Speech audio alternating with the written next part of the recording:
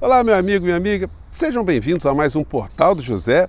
Hoje, para mais um encontro numa manhã de domingo, e como eu gosto de fazer todas as vezes que possível, compartilhando um ambiente aberto aqui para ajudar a gente a refletir sobre algumas questões que acontecem ao nosso redor, aqui no Brasil e fora do nosso país, com mais leveza, né? É difícil, às vezes, a gente tratar de alguns temas com mais leveza, sobretudo porque nós estamos, nosso país, convivendo ainda com gente muito bandida, gente muito vigarista. E o principal deles, infelizmente, é a figura do inelegível, do ex-presidente da República, que num trecho de um discurso de aproximadamente 1 minuto, ele é capaz de concentrar, condensar os piores comportamentos éticos, morais, republicanos, racionais, civilizatórios, religiosos. É um negócio impressionante. Há um tempo atrás, né, tá nas redes, está em todo canto, foi exibido um filme chamado A Espera de um Milagre. Um filme muito interessante, né? Mas o milagre são acontecimentos sem algum tipo de explicação racional, sem algum tipo de explicação científica. E no caso da figura do inelegível, que está esperando um milagre, sem explicação jurídica, sem explicação constitucional, sem explicação racional, sem explicação de qualquer natureza, né? Bom, eu vou conversar com vocês sobre o que está acontecendo, vamos ajudar aqui a desmascarar mais algumas situações que estão acontecendo aí, porque é impressionante como é que tem gente que ainda está se deixando levar pelo discurso vigarista, pela bandidagem, pelo crime cada vez mais normalizado no discurso daquilo que a gente chama de extrema-direita, né? Junto com isso, vamos comentar também algumas ações e o que está acontecendo no campo de reação a esse tipo de situação que acontece ao nosso redor. Porque a gente fica, às vezes, desalentado, né? A gente fica assim, sem saber o que fazer, porque nós seremos obrigados a conviver com esse tipo de movimento de insanidade, corroendo a nossa existência social, a nossa existência democrática? Pois bem, vou conversar com vocês sobre essas questões, mas antes de mais nada, é sempre muito importante, como você já sabe, convidar você que está chegando agora ao nosso portal e ainda não nos conhecia, para que você se inscreva aqui conosco, conheça também os nossos outros vídeos. Se você gostar, compartilhe, recomende e não se esqueça.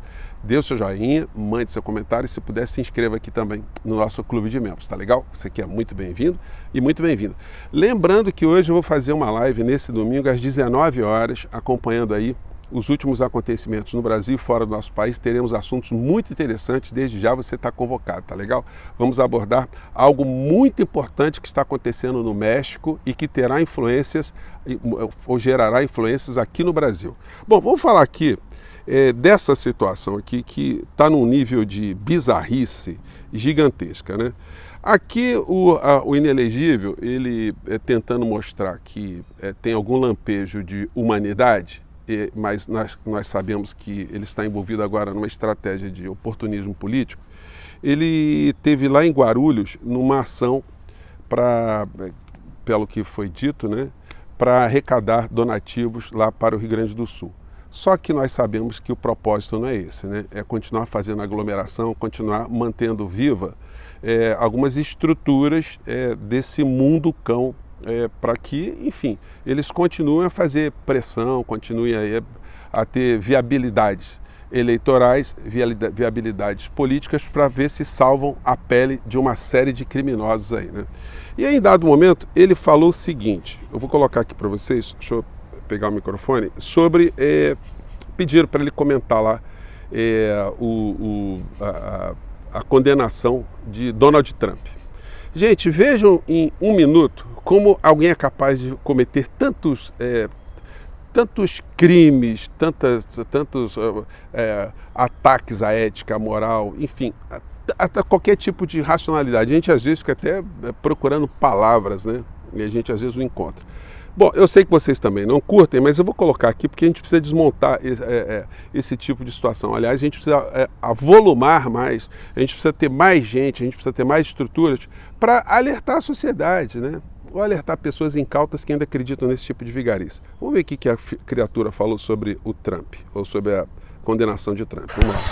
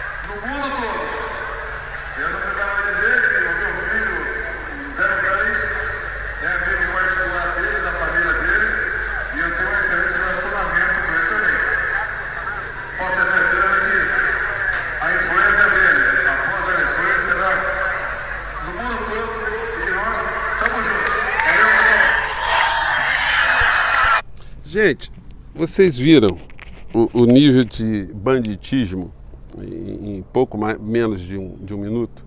Né? Primeiro, mentindo para as pessoas, dizendo que Trump foi condenado por um envolvimento com uma mulher. Alguém é condenado criminalmente por envolvimento com mulher nos Estados Unidos? Não foi isso que aconteceu, né? Não foi esse tipo de condenação. Foram 34 condenações pelo suposto pai de família. É importante sublinhar isso porque esses são discursos, é um discurso que é utilizado pela extrema-direita para ganhar legitimidade perante as pessoas que acreditam nesses discursos falsos, porque o tal pai de família que essa gente defende como modelo, ele se relacionou com uma atriz, usando essa expressão muito lapidada, muito polidinha, né? Com uma atriz de filmes para conteúdos adultos, né? Enfim. E quando é que se deu isso? Em 2006. Em 2006, estava nascendo o filho caçula do Trump, o Byron, né? A mulher tinha dado à luz e ele estava com esse relacionamento através de remuneração com essa atriz do mundo de filmes adultos, né? Ele não foi condenado por isso. Ele foi condenado porque durante o processo eleitoral que se deu nos Estados Unidos, esse caso veio à tona porque ele hipocritamente faz esse discurso do pai de família e aí as pessoas que sabiam que ele não era isso, né? Que ele não era o cristão, não era o modelo de homem com moral, princípios religiosos, enfim, começaram a mostrar na campanha eleitoral natural que essas coisas brotem. E para isso não causar prejuízos a ele, o que ele fez? Ele mandou subornar a atriz. Mas ele subornou com o dinheiro dele? Não, ele subornou com o dinheiro que foi arrecadado para a campanha. Isso foi declarado? Olha, estou usando o dinheiro da campanha para subornar uma atriz pornô. Ele não fez isso. Isso foi feito uma maquiagem contábil e isso foi colocado ali como despesa de campanha. Isso, para o sistema jurídico norte-americano, não é considerado uma coisa legal. E não sendo legal, a pessoa tem que ser responsabilizada. E como ele mentiu e como ele tentou fazer uma série de pressões para que esse fato não viesse à tona, e depois que veio à tona ele tentou ainda fazer mais outras coisas, no campo da ilicitude, ele acabou sendo processado por mentir, por adulterar registros e tal, e por isso ele foi condenado em 34 acusações por um júri formado por 12 cidadãos. Então, o Bolsonaro, ele mente isso, como se ela tivesse uma relação nos anos 90. Nos anos 90, se ele teve relacionamento com essa atriz, ele cometeu aquele crime de abuso sexual contra crianças, né? Porque ela tinha 10, 12 anos. Então, vocês terem uma ideia como é que a mentira é tão deslavada. Agora, será que as pessoas que seguem Bolsonaro não ficam com esse simancol? Ninguém dá uma pesquisadinha, não? Como é que o cara foi condenado por ter um relacionamento com uma mulher? E quando ele fala assim, ele também, o Bolsonaro, ele está se identificando com isso, né?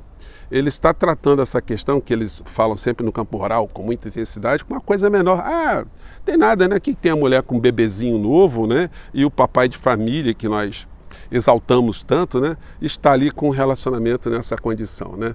Pegaria muito mal à época e ainda pega mal, mas exceto para quem já não tem moral. Para uma figura como o ex-presidente da República e as pessoas que ainda acreditam nele, né? E aí, mais coisas, né? Que ele arrecadou dinheiro depois de uma condenação, isso acende um alerta, né? Opa, olha aí, tá vendo? Tá me dando uma dica, né? Se eu tomar uma pancada aqui, também vou fazer uma vaquinha para ganhar o dinheiro para ficar ali na cadeia, endinheirado, né? Foi outra coisa que ele deixou passar. E no final da história, a gente às vezes passa que a interferência aérea, né? Bom, mas e para finalizar, o que ele jogou ali? Olha, o meu filho é muito amigo dele. Dele quem? De alguém que agora é oficialmente um bandido, criminoso para a estrutura norte-americana e para a estrutura de qualquer análise jurídica, né? De qualquer canto que a gente queira. Enfim, meu filho é amigo do bandido. E o bandido, mesmo condenado, e mesmo na cadeia, ele pode se converter em presidente dos Estados Unidos. E sendo meu amigo, sabemos que a influência dele no mundo é muito grande. Quem sabe ele não vai fazer algum tipo de ação, né? Ou esperamos, que ele venha ajudar a me soltar aqui quando eu estiver preso, quando eu estiver cumprindo pena e estiver ainda com esse carimbo de inelegível pelos crimes que cometi aqui no Brasil. Então, a figura do inelegível, dentro dessa estrutura totalmente corroída, corrupta, bandida, antiética, ele espera que um bandido venha salvar um outro bandido. Bom, isso não vai acontecer. Milagres não acontecem, porque os milagres nesse campo aí, eles precisam sempre de situações inexplicáveis. E tudo hoje está muito explicadinho, está muito bem desenhado, né? Bom, e nós? E nós com isso, né?